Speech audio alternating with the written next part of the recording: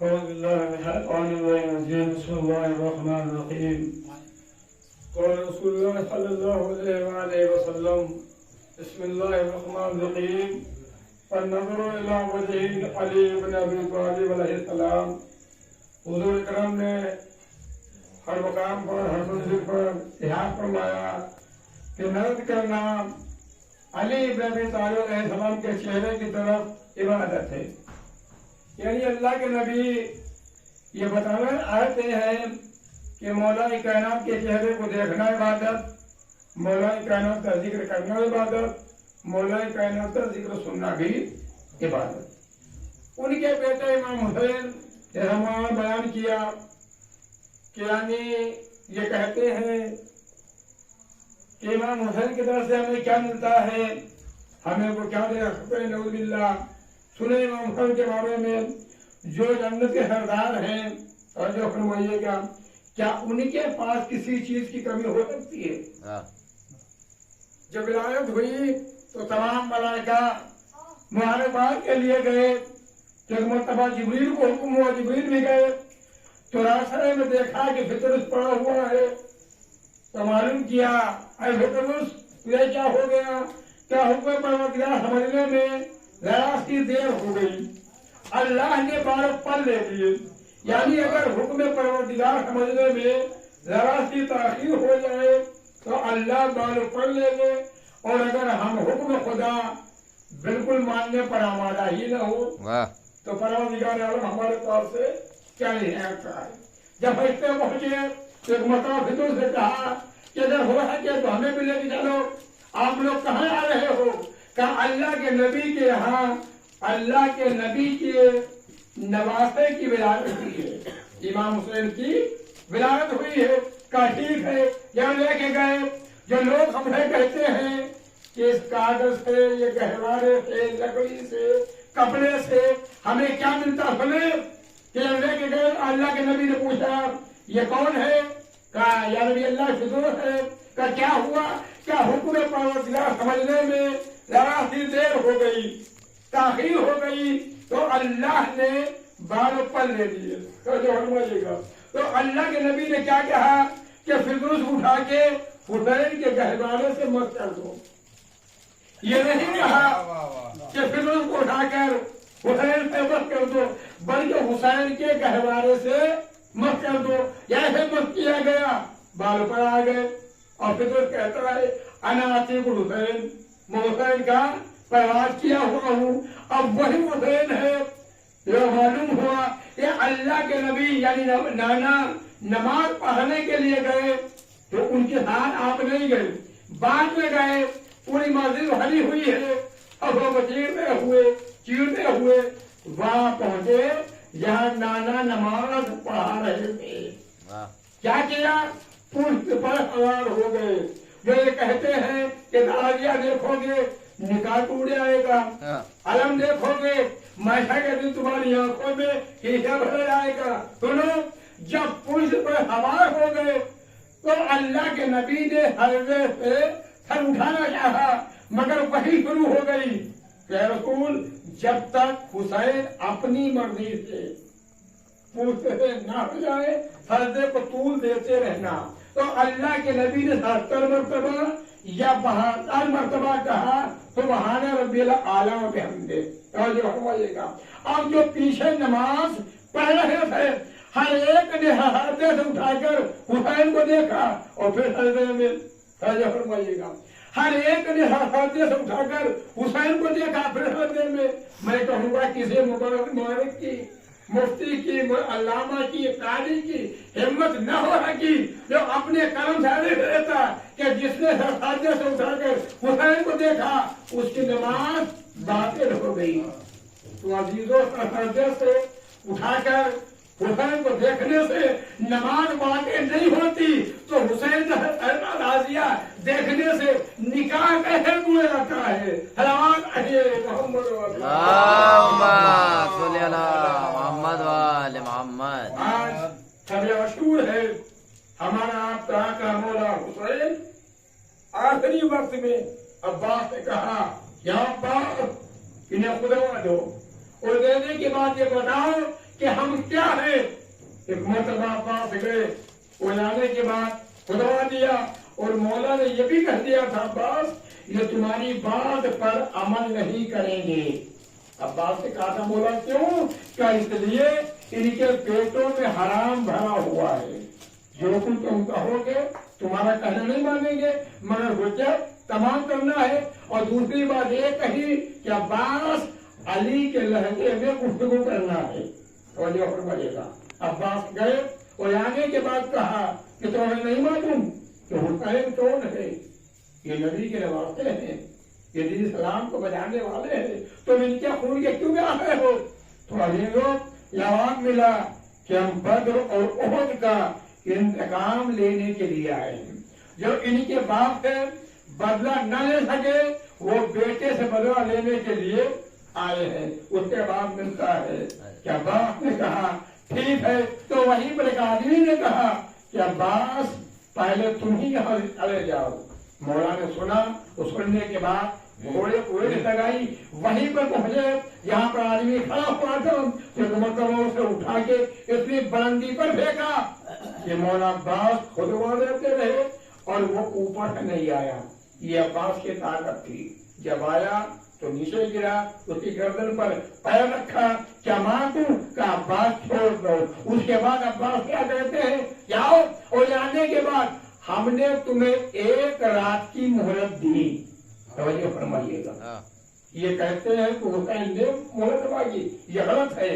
हुसैन ने कहा था अब्बास से इन्हें जाओ एक रात क्यों मोहलत लेके आओ, ये सोए हमें फिक्र कर ले। अब्बास ने कहा जाओ, तो एक रात की मोहलत दी और हम एक रात आखिरी रात अल्लाह की इबादत करते हैं।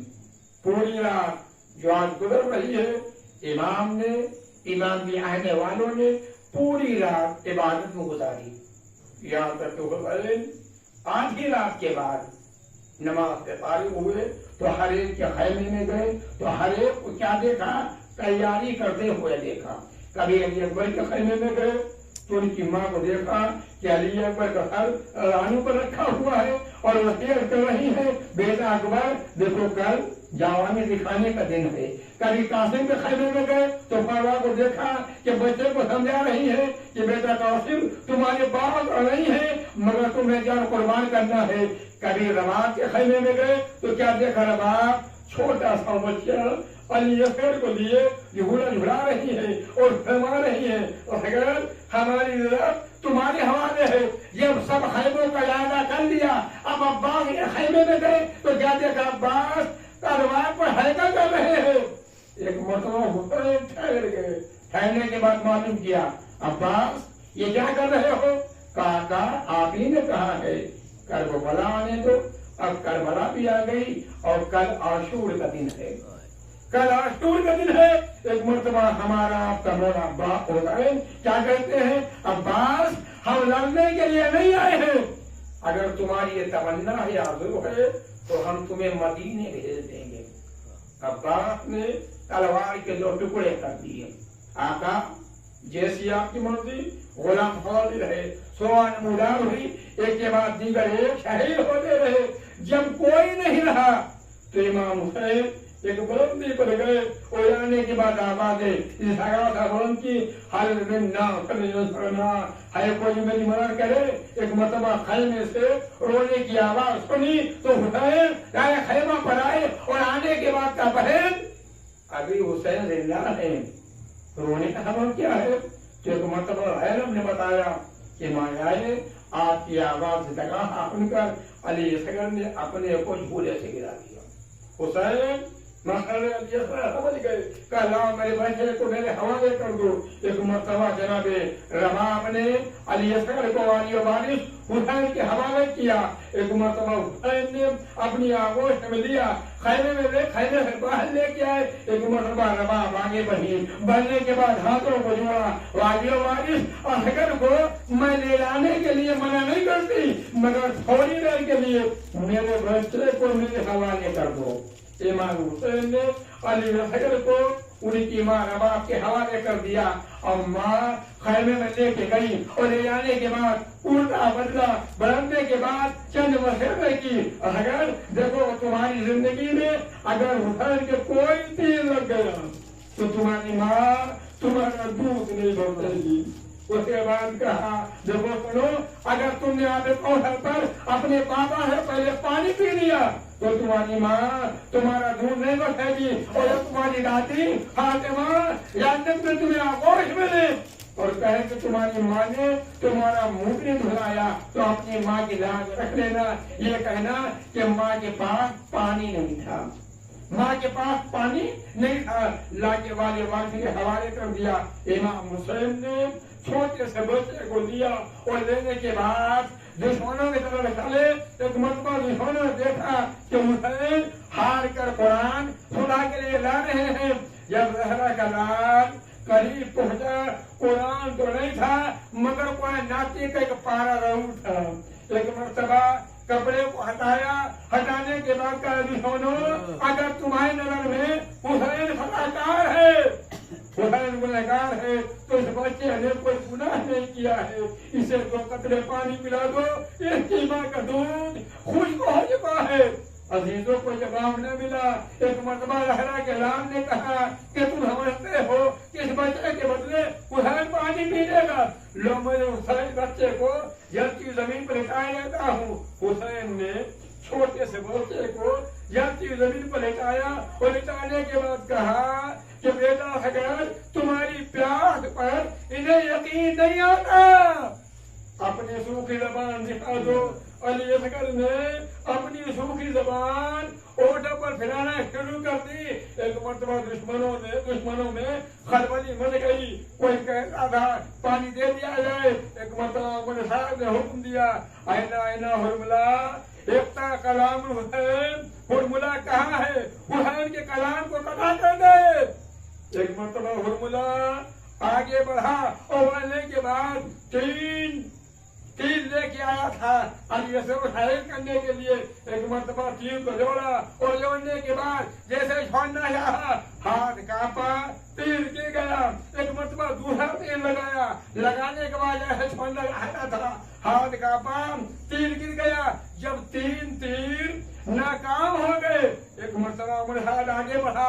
اے حرملہ تجھے کیا ہو گیا ہے؟ میں کہیں مجھ سے کوئی معلوم کرتا تھا کہ تیری فوج میں 70 سب سے اچھا کس کا ہے, میں تیرا نام لیتا تھا. ایک مرتبہ کہتا ہے حرملہ کہتا ہے جو میں دیکھ رہا ہوں وہ تم نہیں دیکھ رہے ہو. کہا کیا دیکھ رہا ہے؟ کہا جب میں تیر چھوڑنا چاہتا ہوں کبھی رسول خدا سر پر خاک ڈالے ہوئے سامنے آ جاتے ہیں اور کہتے ہیں حرملہ بس یہاں بے قصور ہے. جب میں تیر چھوڑنا چاہتا ہوں تو فاطمہ زہرا سامنے آ جاتی ہیں اور کہتی ہیں حرملہ میرا بچہ معصوم ہے. جب میں تیر چھوڑنا چاہتا ہوں تو میرے خیمہ سے اصغر کی ماں آواز دیتی ہے حرملہ میرا بچہ پیاسا ہے. چوتھی مرتبہ میں حرملہ نے تیر فل کا تیر چلے کمان میں جوڑا اور جوڑنے کے بعد جیسے چھوڑا ایک مرتبہ علی اصغر نے ماں کی طرف تیر کھا کر مسکرائے. کیوں؟ یہ بتانا چاہتے تھے کہ ماں تیر بڑا تھا, گلا چھوٹا تھا, بابا کے پہلو بابا کے بازو میں پیوست ہو گیا. اس کے بعد امام حسین نے تیر کو نکالا, خون کا فوارہ جاری ہوا, اسے نے چلو میں لیا, آسمان طرف پھینکنا چاہا, آسمان سے آواز آئی حسین اگر ناحق خون کا ایک قطرہ بھی منہ تک آ گیا قیامت تک بارش کا ایک قطرہ نہ بڑھے گا. اس کے بعد حسین نے اس خون کو زمین پر پھینکنا چاہا, زمین سے آواز آئی اے حسین اگر ناحق خون کا ایک قطرہ بھی منہ تک آ گیا قیامت تک ایک دانہ نہ اگے گا. عزیزو ہم جو آپ کھاتے ہیں یا پانی پیتے ہیں یہ علی اصغر صدقہ ہے. ایک مرتبہ امام حسین نے اس خون کو अपने चेहरे पर मल लिया और कहा इनका राज तुम्हारे को है, राजी जमीन नहीं, अगर तुम्हारे फूका ठिकाना कहीं नहीं। और छोटी सी मैयत लेके चले, हिम्मत नहीं बढ़ती, 7 मरतबा आगे बढ़े, 7 मरतबा पीछे हटे, जबान पर जारी है इन्ना लिल्लाहि व इन्ना इलैहि राजिऊन। 7वीं मरतबा आवाज दी, माँ से पहले हकीना आ गई, बाबा अगर ज्यादा प्यारा था पानी पिला लाए, मैं प्यासी रह गई। एक मरतबा माँ निकली, मन का ढला देखा, खून में बूंदा देखा, सिर्फ एक जुमला कहा, या बुनैया मुसर का युनहार, मेरे लाल सगार, मैं नहीं जानती थी कि तुम्हारे जैसे बच्चे भी नहर किए जाते हैं।